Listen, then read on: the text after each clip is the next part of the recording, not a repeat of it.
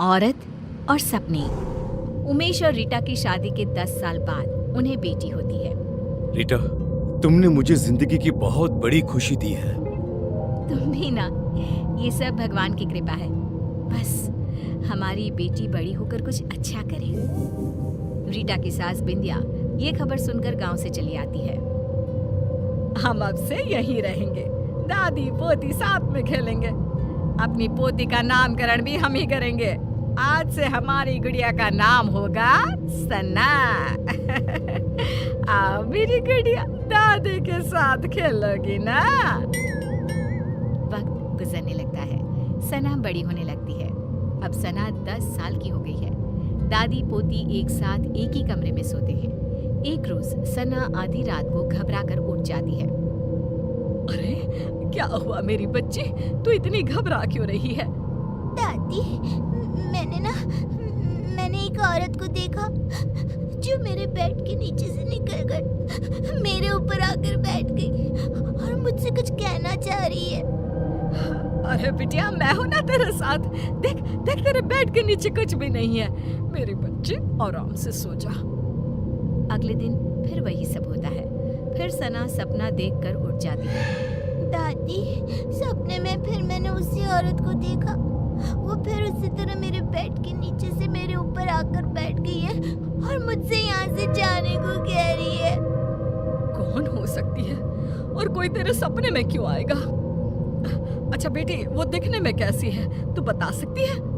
हाँ दादी, बड़ी बड़ी आंखें, गोल चेहरा, लंबे बाल, मोटे मोटे गाल, पतली दुबली, मानो जैसे कोई मॉडल हो। क्या? ये तो नीता है, लेकिन उसका तेरे सपने में आने का क्या मतलब है? दादी, ये नीता कौन है? अब कुछ नहीं मेरी बच्ची, तू सो जा। हाँ। अब बिंदिया की डर के मारे हालत खराब हो जाती है। वो रात भर सो नहीं पाती। अगली सुबह बिंदिया सारी बातें उमेश से कहती है। उमेश, वो वापस आ गई है। इस बार उसने अपना शिकार हमारी सना को बनाया है। सना को कुछ हो गया तो हम तो मर जाएंगे। क्या माँ, आप भी कैसी बातें कर रही हो? सपने से भला क्या होता है? कौन सा वो सच में निकल कर बाहर आ जाएगी? माँ, आप है ना कुछ ज्यादा ही सोच रही हैं। इस बात को यहीं खत्म कर दीजिए और देखिए, रीटा को इसके बारे में कुछ भी खबर नहीं होनी चाहिए। उमेश की बातें बिंदिया के दिमाग से आर पार हो जाती है और वो नीता के बारे में ही सोचती रहती है। पहले तो सना को सपने रात में आते थे, लेकिन अब तो उसे दिन में भी सपने आने लगते हैं। एक शाम जब सना सोकर उठती है और जोर जोर से रोने लगती है। नहीं, मेरी मम्मी को कुछ मत करना, मैं वो सब करूंगी जो तुम कहोगी। क्या हुआ मेरी बच्ची, तू रो क्यों रही है?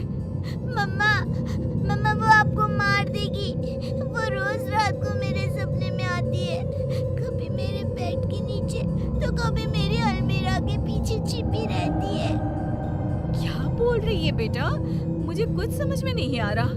कौन आ जाती है और मुझे क्यों कुछ करेंगे? मम्मा, एक औरत मेरे सपने में आती है, मेरे बेड के नीचे से निकलकर मेरे ऊपर आकर बैठ जाती है और कहती है ये उसका घर है, वो आपको मार देगी क्योंकि आपने उसकी जगह छीन ली है इस घर में। बेटा, ऐसा कुछ नहीं है और सपने ना सच नहीं होते। आपकी मम्मा को कोई नहीं मार सकता। रिया सना को तो शांत कर देती है, लेकिन उसके दिमाग में ये सब चलने लगता है और वो अपनी सास को ये सब बताती है। ये सब मुझे पता है रीटा। तब तो आपको ये भी पता होगा कि वो औरत कौन है जो सना के सपने में रोज आती है, और आपने मुझसे ये सब क्यों छुपाया? हमें कुछ नहीं पता बहू, हमें तो लगा कि तुझे चिंता हो जाएगी, इसीलिए हमने तुझे नहीं बताया। सपनों का हकीकत का क्या मेल? नहीं मम्मी जी, इस सपने का कोई ना कोई मतलब जरूर है। अगली सुबह रीटा और बिंदिया किसी पंडित को अपने घर बुलाते हैं और सना को झाड़ा दिलवाती है और उसे सारी बात बताती है। उस औरत की आत्मा भटक रही है और कहीं ना कहीं उस औरत का इस घर से कोई ना कोई संबंध जरूर है। सना बिटिया को ही इसका तोड़ निकालना होगा और उससे पूछना होगा वो क्यों आई है और वो क्या चाहती है। रीटा सना को समझाती है कि उसे उस औरत से सब कुछ पूछना होगा।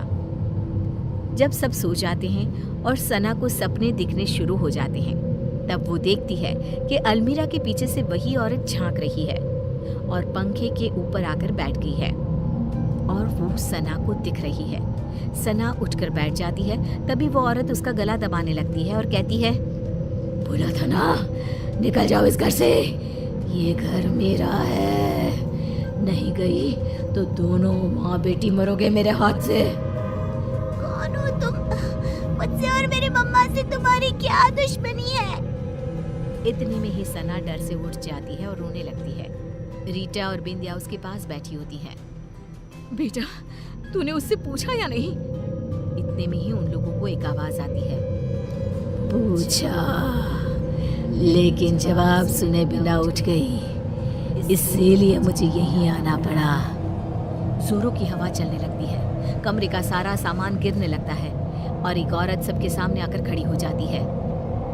तुम कौन हो? बिंदिया, तू नहीं जानती मैं कौन हूँ? तू बताएगी इन लोगों को या मैं बताऊं? ये नीता है, एक मॉडल। उमेश और नीता एक दूसरे से प्यार करते थे और शादी करना चाहते थे, लेकिन हमने इन दोनों की शादी नहीं होने दी। हमें नाचने वाली बहू नहीं चाहिए थी, इसीलिए हमने उमेश से भी झूठ कह दिया कि नीता उसे धोखा देकर किसी और के साथ भाग गई है और उमेश की शादी तुमसे करवा दी। ये सब के पीछे तुम थी ना माँ? आपको पता था ना माँ कि मैं नीता के बिना नहीं रह सकता। ऐसा क्यों किया माँ तुमने? क्यों? मुझे लगा उमेश ने मुझे धोखा दिया है, इसलिए मैंने अपनी जान दे दी और अब उसकी बेटी के सपने में आकर रीटा और सना को इस घर से निकलवाना चाहती थी, ताकि उमेश को ये एहसास हो सके कि किसी अपने का दूर जाना कैसा होता है। तुम्हारी गुनहगार तो मैं हूँ नीता, तुम मुझे मार दो और अपना बदला पूरा कर लो। मुझे माफ कर दो नीता, मैंने माँ की बातों पर भरोसा कर लिया और एक बार भी तुम्हारा पता लगाना जरूरी नहीं समझा। मुझे माफ कर दो। नहीं, अब मुझे किसी से कोई शिकवा नहीं है। जिससे मैंने प्यार किया वो आज भी मेरा है। ये जानकर ही मुझे शांति मिल गई। बिंदिया का मन ग्लानि से भर जाता है और वो खुद की जान ले लेती है। ये क्या कर दिया माँ तुमने? क्या कर दिया? एक बेकसूर की जिंदगी खत्म कर दी मैंने। अब मुझे जीने का कोई हक नहीं बचा। हमें माफ कर देना नीता। बिंदिया की मौत हो जाती है और नीता की आत्मा को शांति मिल जाती है। उमेश नीता को अपनी पहली पत्नी का दर्जा देकर उसकी तस्वीर अपने घर में लगवा देता है और सना और रीटा के साथ खुशी खुशी जीने लगता है।